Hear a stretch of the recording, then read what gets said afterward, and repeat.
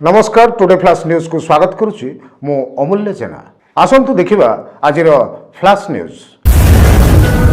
Today flash news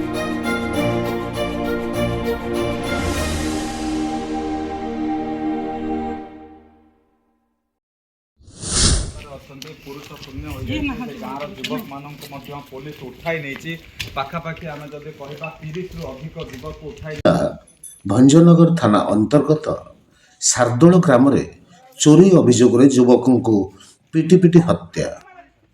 मृतक युवक हेले कंधमाल जिलार कुरुमुंगिया ग्रामर बानधर प्रधान बोली जना जायछि।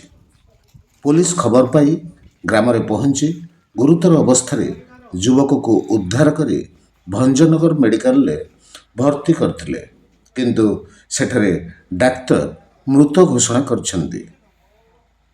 गत रातिरे ग्रामर जनक घरे चोर पशिथिबा ग्राम लोक माने जानी घेरी जाइथिले एवं दुई चोरंक मध्यरु जणे सेठारु चंपट मारिथिला एवं जनकु काबू करी गछरे बांधी निस्तुक माड़ मारिथिले।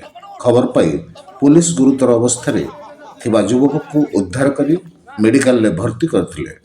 गंजाम जिला प्रतिनिधि Krishnachandra Samantaray report today flash news. यह कार्यक्रम आपन को केमति लागिला निश्चय जणाइबे। नमस्कार। Today flash news.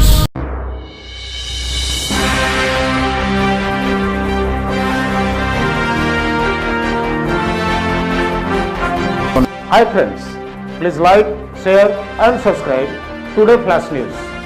Bye bye. Today Flash News.